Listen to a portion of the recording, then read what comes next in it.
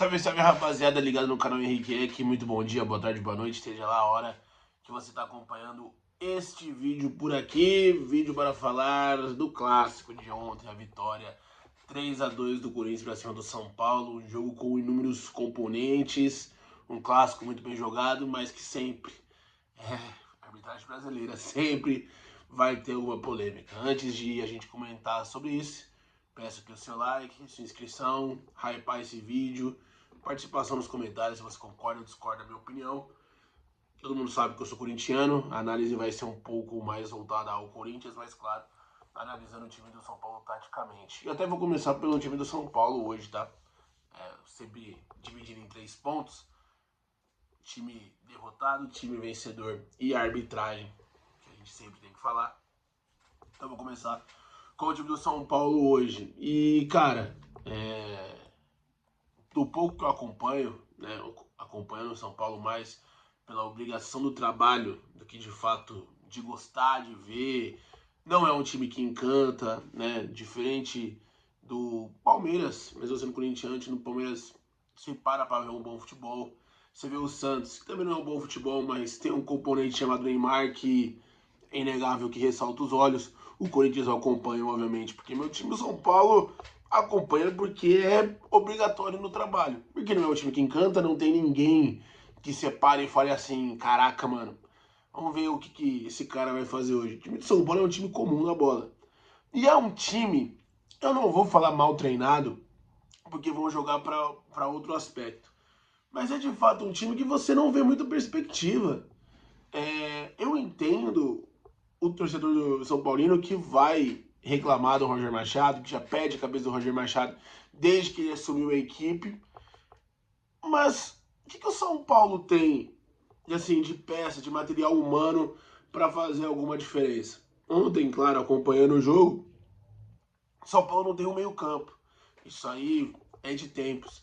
O Luciano é um bom jogador, ponto, nada mais que isso. Mas nunca foi meia. Eu sei que já usa a camisa 10 de São Paulo há muito tempo. Mas o São Paulo precisa de um articulador. O jogo do São Paulo é muito, mas muito filtrado nas suas zonas laterais. Velocidade do Arthur pela direita, velocidade do Ferreirinha pela esquerda. E só, um dia que esses caras não estão um dia feliz, numa jornada feliz, acaba não acontecendo nada, como não aconteceu no jogo de ontem. Ontem os 2 gols do São Paulo foram por erros dos jogadores do Corinthians. Até a galera brinca, 5 gols do Corinthians no jogo, só que 2 contras, né? Se bem que o primeiro foi do Luciano, mas um erro de saída de bola do Ranieri. O São Paulo falta um pouquinho mais de pegada, não nem pegada, que pegada no meio campo tem, o Bobadilha e o Danielzinho são 2 bons volantes. Danielzinho, um volante até com um pouco mais de refino técnico de levar essa bola pro ataque. Mas não tem quem faça essa bola chegar no Caleri, cara. Caleri sempre foi um atacante chato. Sempre foi um atacante fazedor de gols em clássicos. Ele sempre deitava na zaga do Corinthians. Quantas vezes já vi isso na minha vida? Ontem ele foi anulado. Por quê? Porque a bola mal chegou nele.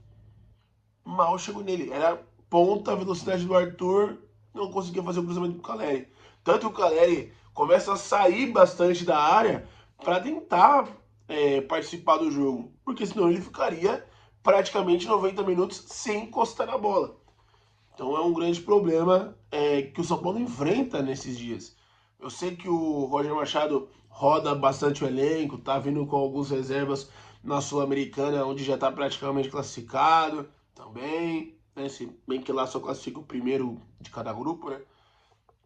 Mas enfim, eu acho ainda que o São Paulo vai precisar ir no mercado nessa data FIFA, né? Nessa abertura da janela, data FIFA da Copa do Mundo, né? Na abertura da janela, para buscar alguém.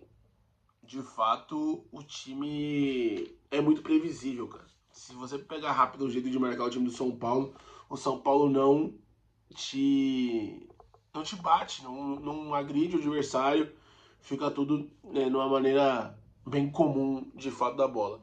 E o outro destaque que eu ainda quero falar da equipe tricolor é o Enzo. o ex-lateral esquerdo, que fez hora extra. É isso também para falar na hora da arbitragem, mas assim, completamente fora do tom. E você vê o reserva dele é o Wendel.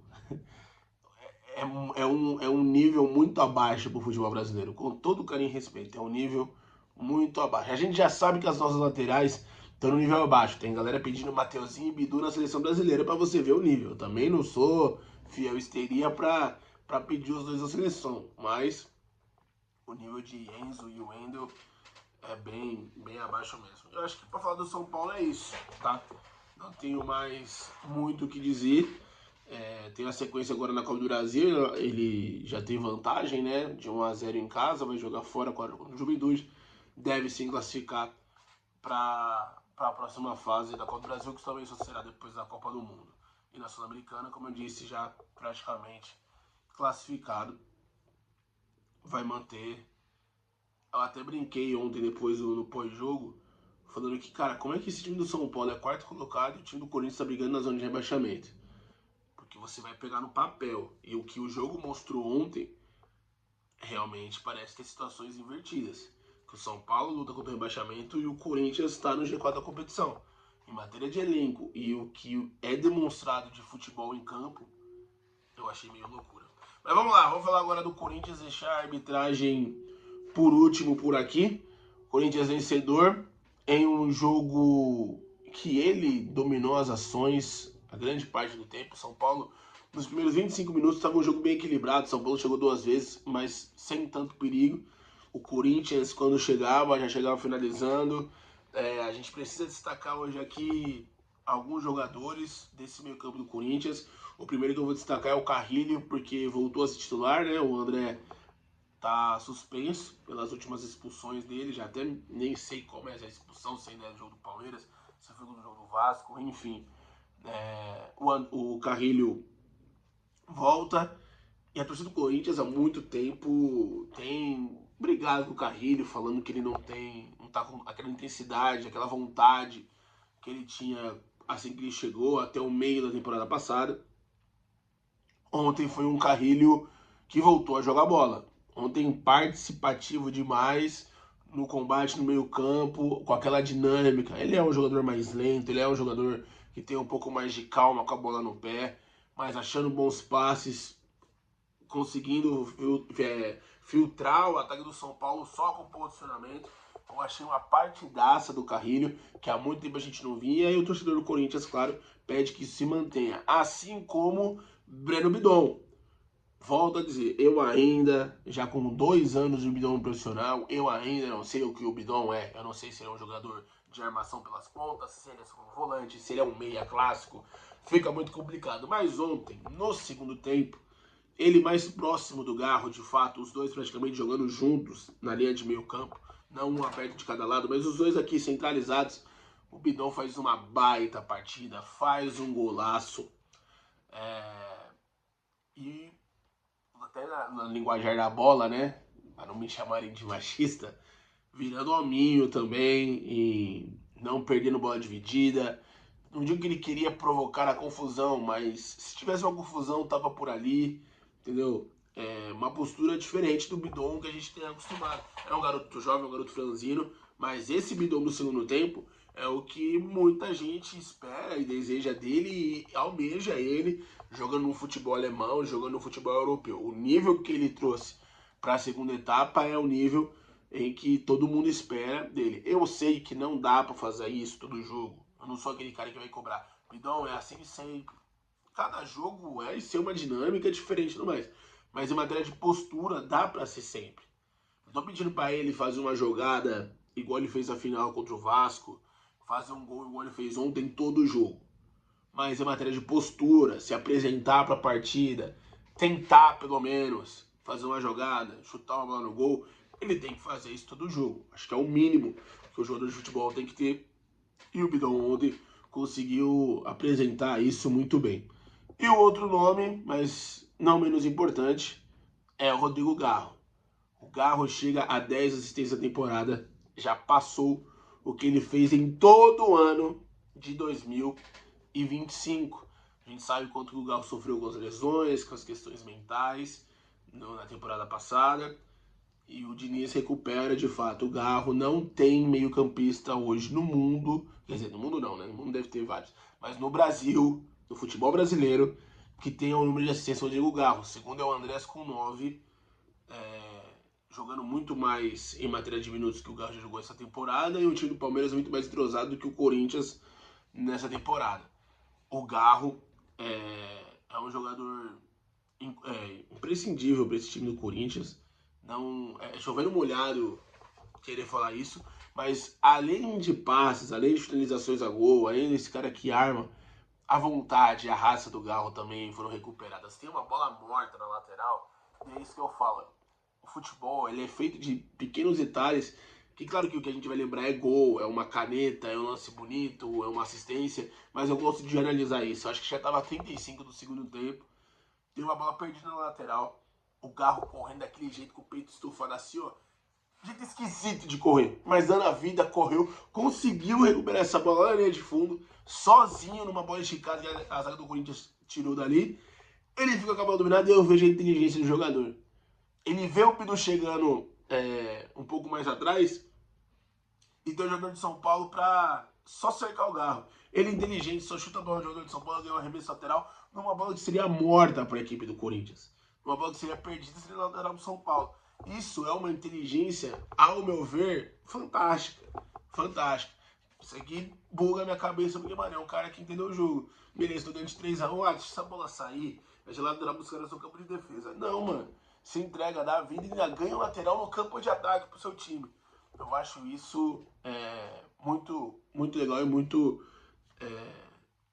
um detalhe, né, do futebol que a gente tem que olhar, além dos gols, além das assistências. Bom, enfim, já me repeti nisso. Para finalizar no Corinthians e para arbitragem, Fernando Diniz. Ontem muita gente, quando o Corinthians tomou o gol, falou: agora o dinizismo chegou no Corinthians. Esse é o verdadeiro dinizismo. Cara, o Diniz, ele me empolga, ele não me ilude. Pelo menos eu não estou me deixando iludir.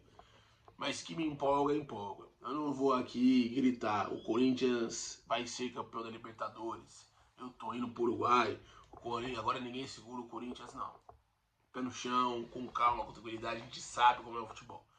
O Diniz, mais um vídeo eu vou falar, ainda não vejo ele mexendo nesse time taticamente, tecnicamente. Eu vejo ele mexendo no mental desse time. Ponto. Eu quero ver muito o Diniz esse meio de semana, ou final de semana que vem, com uma volta do Memphis Depay, como ele vai armar essa equipe. Porque eu não vejo o Memphis Depay fazendo a função que o Lingard faz hoje. Mais aberto pelos lados, buscando a velocidade por ali. Eu vejo o Depay um pouco mais centralizado. Ele vai tirar quem? Vai tirar o Bidon, vai tirar o Garro, vai tirar o Yuri. Acho muito difícil. Então eu quero muito entender qual vai ser a postura do Diniz a partir de agora. Ele tem que mexer nesse time, ele tem que mexer nesse elenco. Bom, enfim. Na partida de ontem, e na verdade na grande maioria das partidas, ele deixa o Corinthians jogar até os caras se esgotarem. Isso vai ser uma conta que o Corinthians vai ter que pagar lá na frente. Lá na frente o Corinthians vai ter que pagar essa conta. De tanto que os caras jogaram na altitude, já jogaram 2 partidas com jogadores a menos. E ele não mexe, ele foi mexer no time aos 37, tirando o Carrilho e colocando o Dieguinho. Todo mundo fala: caraca, mano, pô, o Diniz é fogo mesmo, velho, foda de verdade. Ele tira mais um volante que o time ganha de 3-1 pra meter mais um atacante, né? Mais um meio atacante, o cara ofensivo. Legal. É o jeito dele. Mas às vezes se você abre a equipe de uma maneira que não é necessária, cara. Não era necessário. Não estou falando pra ele tirar o Carrilho e colocar o André Ramalho para fechar a zaga ali. Mas não, mantém a espinha dorsal que o time não gosta do futebol de Matheus Pereira. Mas ontem ele é o único volante, segundo volante no banco de reservas do Corinthians. Por que não colocou o Matheus Pereira ontem? Entendeu? Acho que ainda falta um pouquinho desse discernimento de, mano, tô ganhando, é um clássico importante. O Corinthians não tinha ganhado nenhum clássico na temporada ainda. Pô, esse espinha dorsal do time tá funcionando redondinho. Não tem por que ir mais pra cima, não tem por que se resguardar um pouco mais. Vou manter esse dorsal com quem deu no banco, já que o Carrilho cansou. E eu acho que a demora dele para mexer nesse time que já tá vindo de cansaço também é um ponto que chama atenção. Finalizado o Corinthians, finalizado o Timão, vamos falar da arbitragem. Vamos falar da arbitragem por aqui. E, meus amigos, ontem tive que ser muito profissional mesmo na narração, respirando fundo, mas assim, isso vai fazer um mal pra mim, que eu fiquei muito nervoso no segundo tempo, não vou negar. Porque é um absurdo o que foi feito pelo Anderson Daronco ontem. Não tem outra palavra. Absurdo. Cara, eu não tô aqui pra falar, é só pro Corinthians que as coisas acontecem. É só contra o meu time que as coisas acontecem. Só que fica difícil brigar com os fatos e com as imagens. Vou pegar aqui a fala da minha amiga Tawane lá no TikTok Sports. Eu não sei se foi a Tawane, eu tô vendo que ela repostou uma resposta que deram a mim no grupo. Não sei se foi ela que respondeu, ela printou e que tá nas redes sociais dela. Um abraço e um beijo pra você, Tawane. Ela coloca assim: no futebol, gestos obscenos são estritamente proibidos e resultam em cartão vermelho direto, ou seja, expulsão. Segundo a regra 12 da FIFA, qualquer atitude ofensiva, insultante ou provocativa, incluindo gestos sexuais ou agressivos contra torcedores, adversários ou arbitragem, é punida com expulsão. Está na regra, tá? Qualquer gesto obsceno é expulsão. Vamos lá. Primeiro caso Alan contra o Fluminense.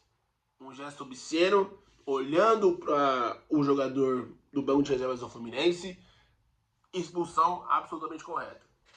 A do André, ainda considero ela interpretativa, pois ele realmente toca nas partes íntimas, mas eu não vejo ele estritamente olhando para alguém, para o jogador do Palmeiras, para a arbitragem, para fazer um gesto obsceno. Enfim, foi um gesto obsceno.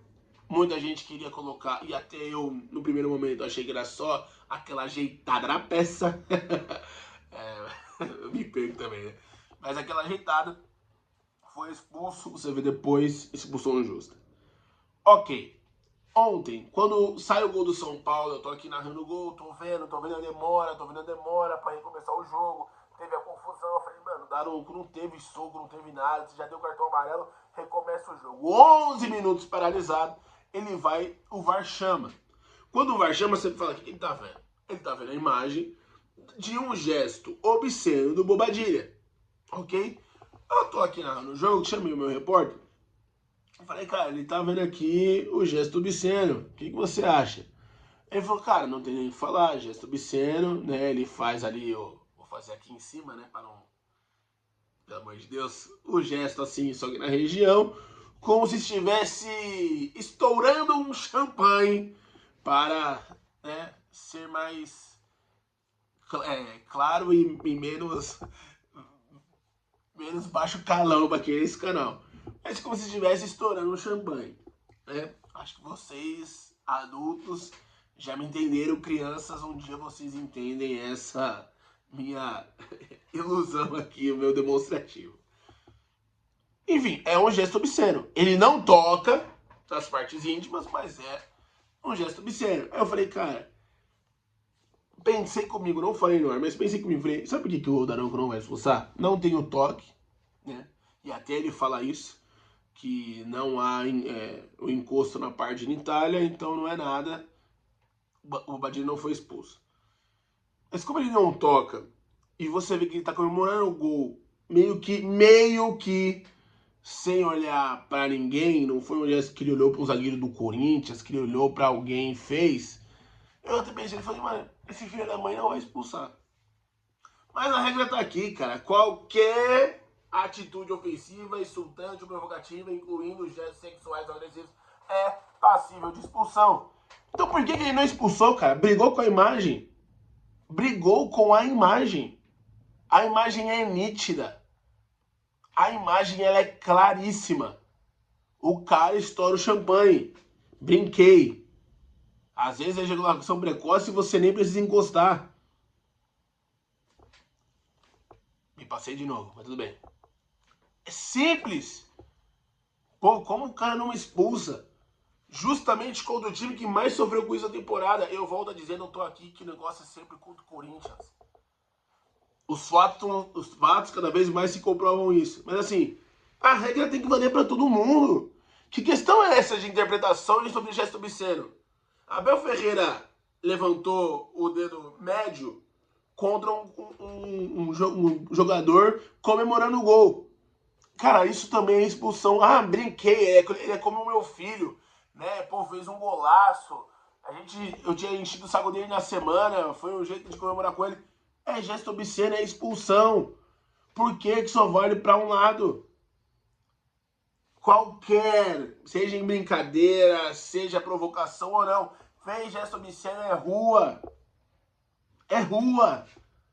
Ah, aí você falou do Daronco, ele não encostou. Então o limite é os shorts? O limite é de fato, o cara que às vezes deu um carrinho vai ter que ir lá no banco de reserva, ver se não tem nenhuma câmera pra ajeitar o calção.